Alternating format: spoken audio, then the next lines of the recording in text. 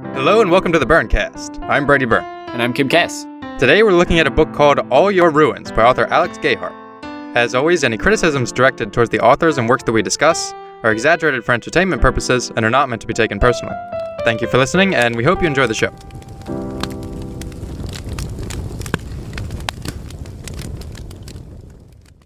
Let's talk about All Your Ruins. Let's talk about All Your Ruins, the Kaiju-Horror extraordinaire. Yes, and this was an exciting one for me because we have explored many different genres over the course of the first season so far. We got some sci-fi, we got some detective, well, sort of detective. We got a little bit of romance. A little bit of manatees, the manatee subgenre. But this is sort of a subgenre of a subgenre. Yeah, big monster movies, Godzilla, King Kong, they sort of exist in their own sort of world. They're not really, I would say, typical horror. No. Because the objects are so big and unreal that things are scary when they're big, but they're not intensely horrifying. Yeah, and I think the subgenre of like monster movies or books does carry with it its own set of themes, and that's why it is somewhat of a subgenre. Yeah. It's about putting perspective to the struggle between man and nature. Yes. With King Kong, it's nature's purity versus the increasing industrialization of mankind. Yeah, but that's where you can draw a crossover between horror and these monster movies, because what a horror is taking very basic fears that we have and turning them into a bigger or more realized thing. So, for example, Godzilla, it's the fear of the atomic bombs being dropped on Japan, and that sort of amalgamated into its own sort of offspring. Obviously, there is a lot of pain about that subject, so you can't make it too directly, but the idea of something coming and destroying your city is something that they lived with and were very fearful of. Yes. Which is why it doesn't really translate so well to like an American audience or a Western audience, because it is something that we didn't experience during that time period, yes. And it isn't something that is in our culture so much, which is why Godzilla is so big in Japan and not so much anywhere else in the world. And all horror stories do this. They take base fears, you look at any Stephen King book, and it'll be, the fear of small American town bullying, shitty children, sex, all these themes play out to be bigger than they are. Yeah, it taps into a sort of unconscious aspect of the things we are afraid of and blows them up to an extravagant extreme. Yeah, let's say you're afraid of the dark, and then your imagination is what's making you really scared. There might be nothing in the dark, but the fact that you're imagining great things is what makes it so scary. Same with like when you're in the ocean. It's not the ocean that is really scary, but your imagination of what could be down there. Yeah, it's the fear of what's in there that you don't see. Yeah, exactly. Now, so with that, we start off with a subgenre that inherently is built upon having themes. Yes. The monster genre inherently carries with it this kind of thematic structure. Now, often that is not exactly considered in many monster tales. True. I think people kind of just latch on to the fact that there's a big, awesome monster and that's a fun thing to play around with. They don't think about why that's even there in the first place. Yeah, and they don't think about what the human element that's supposed to come through in a situation like that is. Yes. Now, this book does, I would say, successfully carry in that human element. Yes, and I do want to say that this is the best book that we read for the podcast. Yeah. This got to the point where I'm beginning to judge the story elements, and I usually don't get to that point because I'm so hung up on really, really basic writing issues. Yeah. So I never get to the point where I'm like analyzing the story to a more meaningful degree because I'm complaining at the fact that they didn't put in words half the time. Exactly. I would say that this is the kind of book that is appropriate for the Amazon self-published storefront. Yeah. Okay, this is the kind of book that should be on there. It's not amazing. It has its issues. It has some issues with pacing, some narrative structure, and I would say restraint in its exposition and character development. Yes, you're saying the words that I'm thinking.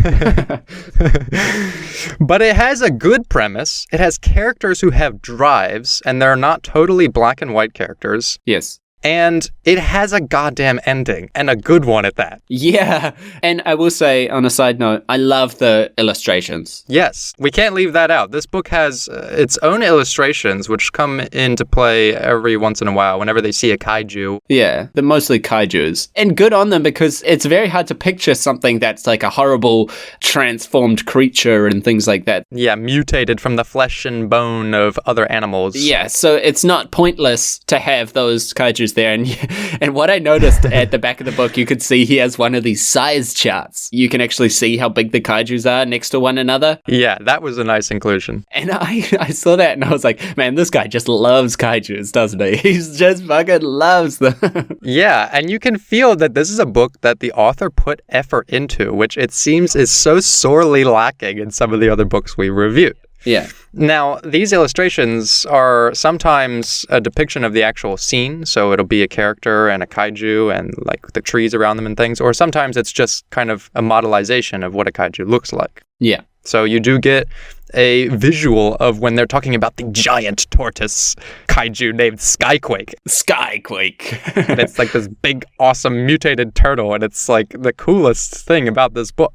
And the art is all like scratchy and black, and it just fits that theme that the book is carrying. Yeah, it seems like a charcoal drawing, someone might have etched it out on a piece of paper. And there are things that are done more stylistically, but then there are also things that are like Allison's sketchbook. Yes. The character has a sketchbook and she sketches some of the things she sees, as well as her younger sister. Including an incredibly touching scene where she draws a kaiju for one of our characters. Yeah, there are those little touching details, and what can you say other than fucking great work? You got to put in a lot of effort to write the story and have enough passion to also add those extra details, put in all those little pieces of artwork, and, bravo. Yeah. So what do we got with this story? We've got a premise that takes place after the world has ended, as they refer to it. The kaiju have evolved from various beasts and animals that already live on Earth, and there was some sort of infection that fell from the sky and has mutated them beyond recognition. Yeah. Now, they increase in size and power. Yeah. And they seem to have a dedicated purpose, right? Which is destroying life as they perceive it to be. Yeah. And this includes other kaiju. Yeah. So they're not friendly with one another, and it affects different animals in different ways. One thing it doesn't do, for example, is affect mammals. Yes. So you don't get any mammalian kaiju, only reptiles, birds, and insects, and those sort of things. And I just want to bring up, because we often talk about the rules of sci-fi or the rules of fantasy and things like that. This is an example of where he's made this rule where the kaiju blood or the kaiju infection can't affect mammals. And I'm completely okay with that. Yeah. And he's not given me some bullshit explanation or tried to make it more tricky than it's a bunch of science shit that no one understands and no one can understand because the world's fallen to bits. Yeah. And I would say a reason why we're more willing to accept something like that is because of the way and time it is introduced. Yeah. If you start introducing something like that when it seems too convenient for the plot, like, oh, I've written myself into a hole and now I can't have my main character affected by the kaiju blood, so kaiju blood doesn't affect mammals. Yeah. No, it's established from the very beginning that it doesn't affect mammals, at least in the same way, because there is some way in which the kaiju blood affects humans. And that is where I would say this book does a great job of tying together the scale of the monsters with the scale of the humans. Now, monster stories often have trouble doing this, and the way it's done here is that when kaiju blood interacts with human cells, it deteriorates them. It tries to convert them, but it can't. Yeah, because the way the kaijus work is they have this self-destructive cellular structure, and it's just constantly breaking their own bodies down and regenerating it. So the kaijus are like these walking mass of blobby flesh and bone, and they're all nasty and horrible, and it's really cool. Yeah. Now, when a kaiju bleeds, its blood seeps into the land, it seeps into living creatures, and so we start with a character who is already afflicted with this kaiju blood, and we slowly start to see how it affects him. And so in our opening chapter, we have a character named Ron, and he is with a group of people scouting out an area outside of their home base that they've made in the post-apocalypse, which they call Haven, and they discover a kaiju egg. We get to see the egg in one of these illustrations. Yes. I also wanted to add And we talked about like the exposition being a little bit heavy in some places. One criticism, if we're going to start in that direction in the beginning of the story, was that it was like, I got enough. I understood what was going on very quickly with the way that the kaijus work and the way that they're affecting things at the small scale. Yeah, I would say the major detriment to the book is over-explaining these elements and being a bit too heavy-handed with some of the themes between man versus nature, man versus God, etc. Yeah. And the problem here is that in the start, it gives us a bunch of exposition about how this kaiju blood works and all that stuff. But then we later have scenes where we actually see the kaiju blood affect someone, and we see that play out in a scene, and you don't need exposition for that. Yeah. So I would have much preferred a lot of that delivery of how the kaiju blood works and how it affects people and their mentality and their psychology to come through in the scenes where it's happening, instead of telling me beforehand, and then by the time someone's like coming down with the kaiju blood and it's like, you know, destroying their skin and stuff, then it's more surprising and I'm more shocked. Yeah. Now, I also think that because this is a world where, you know, the characters don't really know what's going on half of the time, that I could have gone with a little bit of that mystery. It's like, oh, how dangerous is it to get that shit on you? Because I've got questions. But again, if you give me the answers, then I'm basically just trying to find out, you know, where the characters are going and not so much about the consequences of what the bigger things are about, like the kaiju blight and the blood and what the purpose of it all is. But again, we have to reiterate that we are criticizing the best thing we've read so far. Yeah. So, and it's a good thing to note that we can actually criticize this based on the merits of what it could be doing better. Yeah. Not on what it plainly gets wrong. And we are giving genuine feedback here instead of just trashing the absolute insanity of the writing, because it's not present here. This is written well. It has some errors, as there always are.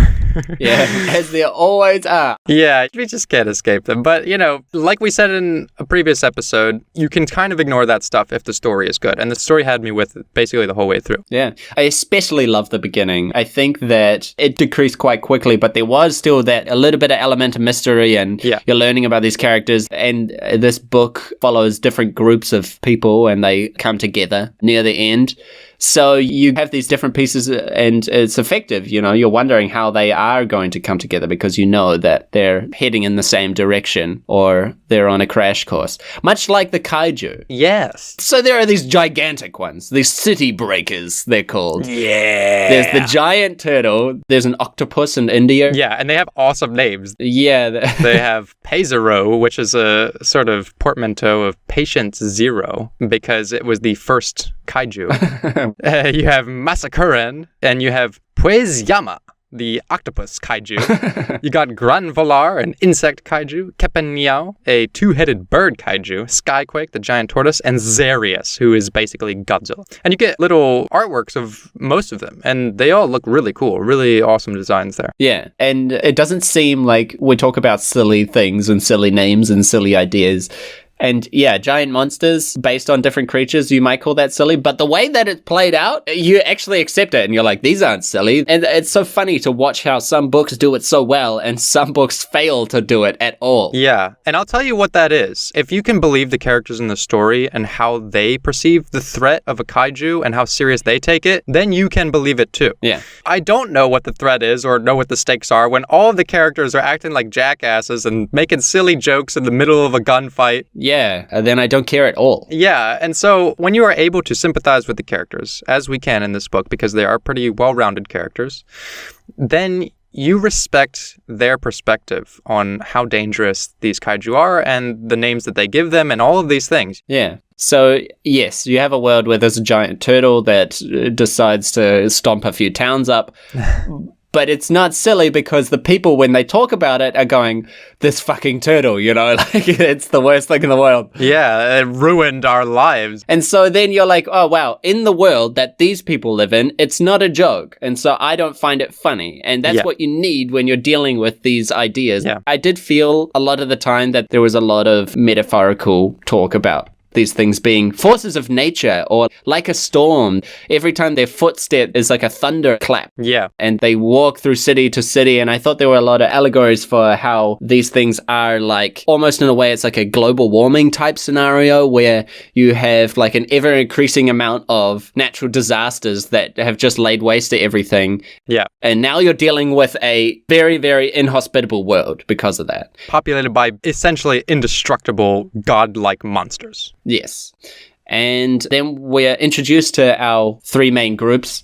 So we have James, what you might call the lone warrior. He's the Mad Max. Yeah. He's lost everything. He's a running gun. He's going to these Signet bunkers where they were doing kaiju research, trying to figure out how to stop them. And mainly, he's really just like on a revenge arc, trying to kill Zarius. Yeah, he's trying to kill the Godzilla one because it stomped on his fiancée. Yeah. Stomped on his fiancée. And he wants to go kill it. So he's doing that. We also have Allison and Jenna. Yeah. The sisters, they lost their parents. They're just trying to survive. Yeah, they're just roaming the streets looking for the rumored outpost Haven, where they think they will find some security and comfort. Yes. And then you have the settlement of Haven and the corrupt sort of bygone politics of that place with different characters, and they're all sort of backstabbing each other. Yeah, and the perspective we usually get there is of Ron, the guy in the first chapter who is inflicted with the kaiju blight, and they find this kaiju egg. Yes. Now, we have these three groups, and immediately from the beginning, you get the sense that they're on a path to divergence. They're going to meet. Yes. And you also get the idea that other things are heading for that point because they are constantly talking about how specifically Zarius is sort of migrating, and he like goes along the same path every time. Yeah. He destroyed pretty much everything, and now he just sort of wanders around. And they describe him as just a wandering storm of flesh and terror. Yeah. And so James kind of knows where he's going to be. Yeah. And once you're anywhere close to this motherfucker, you can see him from like a million miles away. So you know where he is. Yeah, you can see it like a moving mountain. Yeah. So I like that idea that even though you have these different groups, you can see where the story is going. Yeah. And you know that they're going to crash into one another. And that is the thing with when we talk about post-apocalyptic stories, that you have almost already known outcome. Yeah. You know that it's going to head in a disastrous direction because the story starts off with all the bullets heading towards the same target. Yeah. And that's something that this story does well. Yeah. And the criticism I would have of these kind of three main perspectives is that they usually go chapter by chapter. It switches from Ron back to James, back to Jenna and Allison.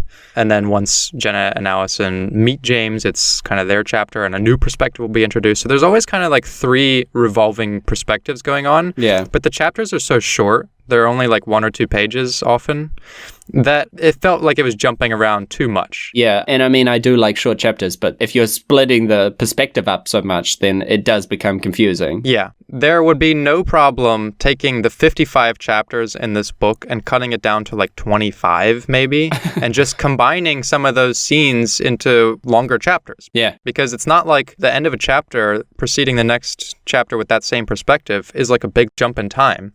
It's often just a continuation of that scene, but then we see at the end of that scene some insect-like kaijus are chasing after Jenna and Allison, and then we got to read 2 more chapters in a different perspective before we get back to them, and it just cuts around a lot. Yeah. And so if you just took some of those chapters that go 1 every 3 times and combine them into a longer one, I would feel like the structure and the pacing of the narrative would be a lot more sound. Yeah. And I also think that there are reasons you do things like that. There are reasons you cut perspective. Let's go to a classic example like Game of Thrones. Yeah. In Game of Thrones, people take ages to go places. They got to get around on horseback, by boat and things like that. There are longer periods of time that need to get jumped about. And so when you cut from one character to another, you can allow for a different setting or time to cut in between that. Yeah. But again, in this one, they are just continuing on from where they left off, and there's no point. It just makes it way more confusing. Yeah, it is almost like you're playing with the scale of time by making your reader read another scene, and the passage of time of you reading that scales to the passage of time in the story. And so you are a little more willing to buy that a certain amount of time passed. And it gets a little tricky here. I don't think the method of switching perspectives was employed properly in that sense. Yeah, and that's why I was kind of interested in this book book because it's probably the first book where we can talk about those sort of things. Yeah, like it's an actual book. Yeah, it is an actual book, and it's something where you want to go to the author and be like, oh, if you made these changes and you did things slightly differently, this book would be actually pretty good. Yeah, there's nothing fundamentally broken here that couldn't be fixed up with some editing and some investigation into how to better pace or structure this narrative. Yeah. Because it's all here. It just needs some work. Yes. Now, some of these other books we've read are unsavable. Yeah, oh no, they should be burned. And not to mention, they're also like insulting to the reader. Yeah. Because and we say this all the time, but when you write things, parts of you come through the writing. Whether or not you intend to do that, you see parts of yourself. And if the person is offensive, you get offensive writing. Yeah. Or if they just straight up lie about what the book is. Or waste my time. Yeah. Or if it's just a scam, then, what can I say other than fuck you? Yeah, exactly. But this time, parts of the author that come through in the effort he's put into the premise, the characters, the illustrations, and even some of the themes of loss and nihilism, like this whole defeatist outlook on there's no way we can kill these things. We kind of have to settle that we can only care after ourselves. And that's one of the things I like about this book. I think the kinds of books that usually talk about monsters and these things, they try to do everything at once. When you have such a broad and profound premise, they try to make it all about saving the world and all that stuff.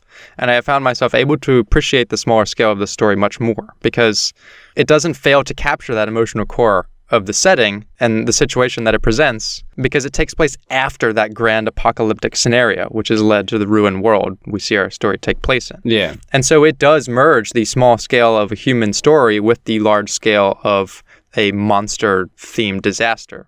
And I find it frustrating on a lot of larger stories, and particularly when it comes to movies, that it is always about saving the world. And you can't have a setting that is about big monsters and things like that without it being we gotta save the planet and humans always come out on top. Yeah. Because there is so much more that you can do with those ideas if you focus on the human angle. And you can tell a lot of different stories that utilize a apocalyptic event like giant monsters coming to town. Yeah. And it is interesting, and it is nice to see it done in a way that is not about the monsters so much. It's about the different ideas and about people's stories. Yeah, and I would say the writing of the characters does succeed in that department because, even our main characters, even our most sympathetic ones, the orphans, Jenna and Allison, they have their selfish moments where they find like a church and they're on their way to Haven and they're just looking for a bit of shelter to stop and take a rest. And there's like a giant beetle kaiju outside that if they move around too much could come and crush them. And Allison thinks about leaving her little sister and just going to Haven herself because it does tap into that primal instinct of serve myself, save me. Yeah. And she struggles with taking care of her younger sister who is incapable of really keeping up with her or defending herself. Yeah, it's another person to feed. Yeah, another person to feed, and she has this inner conflict. So even our most sympathetic characters are not just caricatures of an idea. Yeah, no, they are real people, it seems like, and they do fight each other and themselves. And I especially like how Allison, their parents die before the book begins, and she's forced to take care of her little sister. Yeah. Now, that's like a thrusting of responsibility, and she's constantly like, I don't have a choice, but I don't feel like it's fair. Yeah. And that's true. So the characters, yes, they're not at all written as ideas. They're written as real people. Yeah. And the other characters are also dynamic. Ron, who we follow in the colony, Haven, he has had this kind of upbringing where his father was just so emotionally abusive, and he struggles with finally kind of getting his own little sense of power and independence. And he's also suffering from the kaiju blood, and it kind of makes him go insane. And so when he overthrows the sheriff who is in charge of Haven, he lies about how he killed him and overthrows the whole colony just because he's obsessed with finally having his own little place of power. And also the same goes for James, the lone wanderer. Yeah. He meets Jenna and Allison, and they want him to go with them and have him take them to Haven. And Allison, she's so desperate for human connection that she flirts a bit with James, and he struggles with taking care of them and having this human need to look after them because they're vulnerable. And his need for revenge against Zarius. He just wants to stab him with a fucking harpoon attached to his tank, and like that's all he cares about. Yes. One thing I thought, because I read that scene, immediately I thought back to all the previous books, and I was like, oh, of course the main fucking character has to be like immediately kissed by the first woman he comes across. Yeah. But then I thought about it from like her perspective, and she's almost like dumping responsibility on him. Yeah. Because she doesn't want to do it anymore. She wants to be like not in charge, because she doesn't feel like she's up to it. Yeah, it's like a selfish ploy to say, if I can make you care about me, then you're bound to me and we can survive and I can survive. Yeah. It isn't rooted in this just, well, we got two main characters here. They need to bang. Like, yeah, no, there's an actual reason for it. But I was so jaded by the last books that I was like, and then I thought about it for a little bit more and I was like, it's actually not so bad. And James, this guy is one of the first main male characters we've had who is not just a complete fucking asshole. Yeah. As soon as Allison kisses him, he's like, look, I already got a daddy. His name's Zarius. Like, he's like, you don't want this, okay? I am from the old world, before the ruin. I am a hollow shell, and you need someone who is whole, who can take care of you and fit your missing parts. That's not me. Like, he doesn't just take advantage of that. And, even after that scene, he still wishes he could connect with Allison in this way. Yeah. But he doesn't just take advantage of her. He doesn't take advantage of the situation, that she's desperate. He recognizes that she's in a vulnerable state. Yeah. And he is respectful of the tragedy that she has been through, but politely declines. And bravo, James. Yeah, bravo, James, for not being abusive, not being sexist, not being any of the things that we usually see in the male characters. Yeah. And bravo, Allison, for having a realistic reason to try thrust herself upon somebody. Yeah. Wait a minute. It's like these characters, they're like written like real people or something. Strange. It's so strange. It's so strange to me now.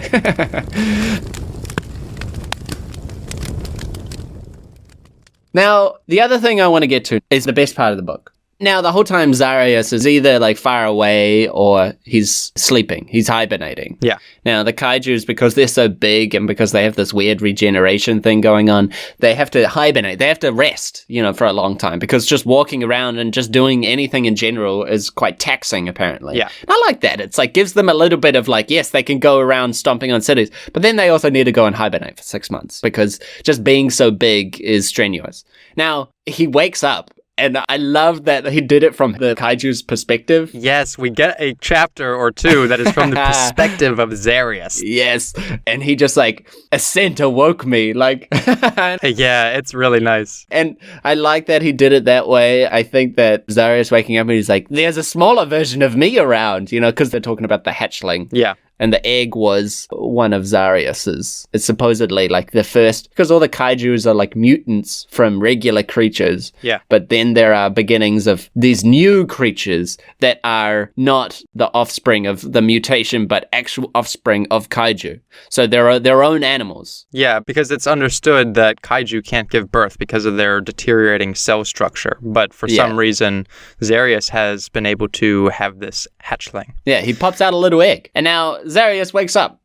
And I want to note that we haven't talked too much about what is actually happening in this story. And I think the reason for that is because I want our audience to read it. Yeah, I think this might be, I think Hard Target's worth definitely a read for a laugh. Well, it's not available anymore. I forget that most of the books that we read, they don't actually exist anymore. Now, I would suggest if you're looking to read some amateur writing, if you're looking to support someone who's not getting the big bucks of the free press, so to speak, of the publishing world, why not pick up All Your Ruins? Yeah. Judge it for yourself. Pick it up, read it. It's not a waste of money. Yeah. It's not a waste of time. As I said before, it's not the most amazing thing ever. It is kind of like a B level or even, kind of like a B minus. Yeah. It's like a B minus C plus level book that you could pick up and read and see some interesting ideas, maybe not executed in the most flawless way, but there is some great scenes here, some great character development, and some nice little twists. And if you're someone that's looking to get into writing, you always how there's like overheard saying that, if you want to be a writer, then you got to read a lot of books Yeah. and stuff like that. But a lot of the time you just read these excellent masterpiece books, and it's like looking at a masterwork painting. It's just, you're looking at something that's... Can't fathom comparing yourself to that. I know, and it makes everything you do seem like shit. Yeah. So it is nice to go and look at something like this, and then to be able to identify the things that he's done well, to be able to identify the things that he's done poorly, and then use those ideas for your own work. Yes. So it is, I think, a really good learning book if you're looking to see something that has good and bad in one. Yeah, and we have something like this even in psychology. It's called the zone of proximal development. You know, the best way to learn with someone is to learn a skill in proximity to someone who is just outside your skill range. And from that, you pick up certain aspects of the way they do things. Yeah. You know, if you're trying to learn how to play soccer with Ronaldinho, like, you're fucked. He's just gonna... Yeah, but if you're playing with a team of friends you've been playing with your whole life and you have a similar skill level, you learn things together. Yeah. And that's why they always say, have a writing group, because you bounce things off each other and you learn things together.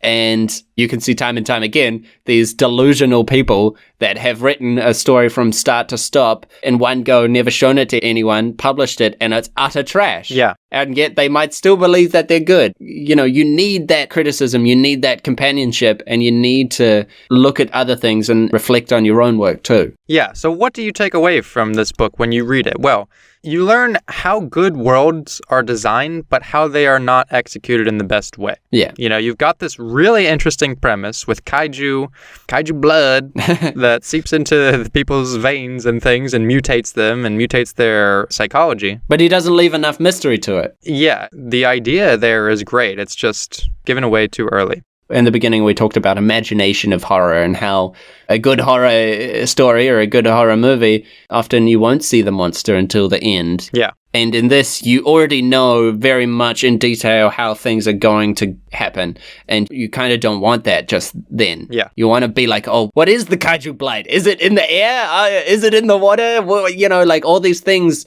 you can play with them. And if you're going for the genre of horror and you want people to be scared or thrilled while reading it, then that mystery can help you a lot there. Yeah, and I'll go back to something I said after we talked about the first two books, China Strike and Bucketful of Bullets, in which I said that you should have your story be 2 steps ahead of your reader, not the reader be 2 steps ahead of your story. And those two books contrasted each other in that China Strike, you were 2 steps ahead the whole time. And Bucketful of Bullets, the story was like running off a marathon in front of you.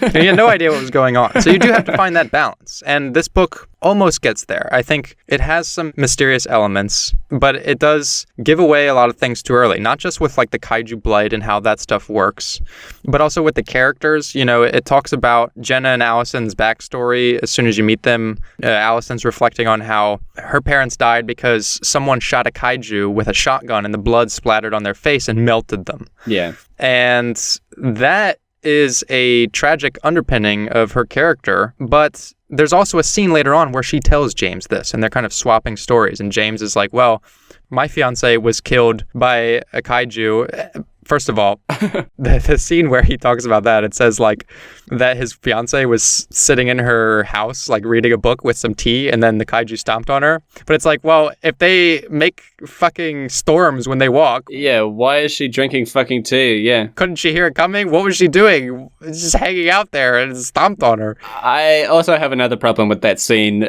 because he's like, oh, I don't want to tell her because it was so horrible. And so he just suggests, oh, you know, Zarius took everything from me. Yeah. In a way, trying not to say everything because he wants it to be more palatable for this young girl. And then she asks one more question and he just tells her everything. Like, yeah. And he's like, oh, she was crushed into little bits in a building. And I was like, yeah, much more palatable. Like, yeah. So there are those slap in the face moments.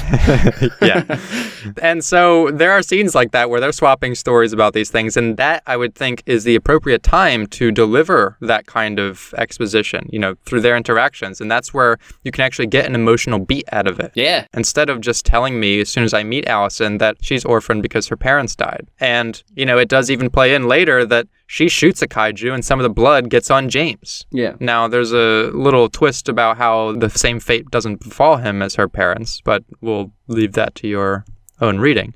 But there are times that the book sets up where that information could be delivered so much more punctually. Yes. And it kind of plays its hand way too early with a lot of that stuff. And there are, I would say, more classic writing issues in this book as well, where you get a lot of repeating of information and exposition. Oh, yeah. You know, it'll be exposed in one area, and then the characters will repeat it in dialogue. Yeah. Some very heavy-handed themes. Yeah. That the monsters are these forces of nature, and they're like gods, and God has left the world now that the kaijus have taken over. And it's like, that stuff is all just said exactly as I'm saying it, kind of an exposition. Yeah. Another thing I really can't stand is like narrative questions, like, is this the problem in the world? Could it be this? Yeah. But again, those are classic writing issues. And if you can see those and recognize those, you can take them out and change it. And the story itself doesn't need that to be good. Yeah. But I think it's a good book for being able to see those problems, because those problems, but in a story that is still functioning as a book, you know, it still works. Yeah. So maybe I wouldn't recommend this 100% if you want to read a good kaiju horror story, because it does have a lot of these errors and issues. Yeah. But if you're learning how to write. But if you're learning how to write, exactly. This is a great one to pick up, because it is kind of in that middle ground between something that is constructed well, but has some faulty foundations. Yeah. And that has always been the purpose of this show, which is to be humorous and informative. And some of the, well, often just humorous.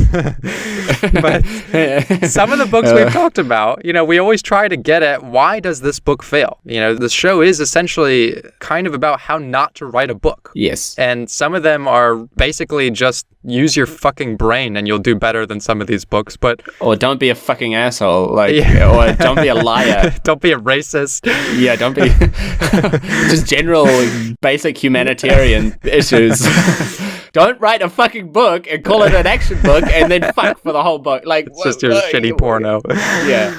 So this is kind of the first book that is a legitimate representation of how you could write a book, but improve in ways that this author seems to have just missed out on. And so, you know, we try to teach different things with our episodes. You know, China Strike is about taking your story seriously. Bucket Full of Bullets, it was about making sure the... it was about, Bucket Full of Bullets was about Bessie and Belle. That's it, bro. Bucket Full of Bullets was about making sure your audience has the same expectations that the narrative is giving you. You know, we thought it was going to be about guns blazing action mixed with a little bit of detective elements, and it was about none of that shit. What was Sordomoto about? I guess Sordomoto was about if something can't be translated, then why translate it at all? Yeah, exactly. Johnson the Mantis. That's a self-insert, classic self-insert. Yeah. Don't write your fantasy idea about sci-fi space freighter and then think that it's a story because it's your fantasy. No, that's just your fantasy. No one wants to read that. Yeah. That episode is also about making sure your story has a conflict. Yeah. And things that we actually want to see play out, you know, some stakes. Yeah. Not just about sex robots. One of the only things I knew about that story is how many times is Simon going to bang Reza? That's it. That's all I was wondering. Now, this is our final episode for the season. And I think we can both say that it's a little bit different from our usual ones because it's not just a complete shit show of terrible literature. Now, this one is perhaps more of an actual critique. Maybe this one is what we thought we would actually be doing when we started this podcast. Yeah, absolutely. You know, we did want it to be something like this because we have experienced a lot of similar issues with our own writing, and we wanted to we wanted to show the light on some of the things that were going on that aren't in our writing, but in other people's. Now, this is actually, you could say that this is the first episode of what we had originally intended. Yeah, and it sort of spiraled way out of fucking control, crashed into the ground. Just like a kaiju. Just like a kaiju. It spiraled way into a monstrous, menacing, monolithic monstrosity. Yeah. And so I think that's all I really want to say about All Your Ruins. Yep. Because there is a lot more story to get to here, but I would encourage those of you who listen to this show for some of the advice on writing to pick it up and take a look at it, consider some of the things we have talked about here. because I do think it has a lot to teach about how to succeed in some areas and how to improve in others. Yes, and for one thing, come on, you're giving this guy who's put in so much effort into this book, clearly, just passion for kaijus and just his illustrations and things like that. I mean, he really put a lot of work into it, and to buy that book, you're not punishing anybody. No, you're not being taken for a ride. It's not a scam. No. You are supporting a startup artist, author, and I think that is a noble cause. And maybe buying it, and perhaps he'll see one day when this podcast is worldwide famous. Worldwide, it'll get back to him, and maybe he will go back and change the story, and it will become the All Your Ruins that it needs to be. Yeah. The one that he wants it to be. Yeah, the one that we want it to be as well. Yeah. All right, well, Daddy Zarius, Kaiju blood. We don't have anything to suggest for next week. No. As this is our last episode of the season, this is the last standard format show we'll be doing. However, we will have an episode coming, which will be an addendum, where we do sort of reflect on the series so far. And Brady will apologize for Depth of Reality. Yeah, well, I never got an apology for Sword of Mortal, so fuck you. Yeah. And maybe we could squeeze an apology out of bloody Kyle Kins. Yeah. I would like an apology from him for that book. God damn. But we'll have lots of fun things to talk about. You know, if we want to update our thoughts on some of these books, if we've discovered anything new about their status in terms of being on storefronts, off storefronts. You know, things like, what book did we think was the worst? And what kind of worst? I got so many opinions. I'm bursting with them. Yeah, and so we're going to do that next week. And that should be a fun way to close out the season. Yeah. And just a little bit something extra if you care. Yeah, perhaps we'll talk more a bit about how we got to making the show and what some of the original philosophy was behind it and how it's evolved over time. It is kind of funny how it's gone full circle. Yeah. That our last episode of the season was sort of what we thought we were going to be doing at the start. Yeah. And now we just didn't know how far the rabbit hole went down. Yeah. We didn't know the size of the problem. We didn't understand anything about what, like, real bad writing was. We thought this was bad writing, you know? Yeah. This is a book I would have probably trashed to bits if I hadn't read some of the previous books that we've reviewed on the show. But now I'm sitting here praising it as if it's one of the best works of the 21st century. Yeah. And in my eyes, it will be. I mean, I think it was a good choice for a season closer. Yeah. I am not screaming. I'm not sweating. I'm not fucking trying to erase my mind of the book that I just read. Yeah. And as far as how deep the rabbit hole goes, it goes much deeper. Oh, yes. And we are going to keep exploring it as season 2 begins production immediately after we finish season 1 and will air in the fall 2019. Yes. And you know it's not going to stop there. No. These books are going to keep coming. We are just getting started. These books are going to keep coming day by day. And we are the watchers on the wall. We are under the waterfall looking to catch the honey droplets.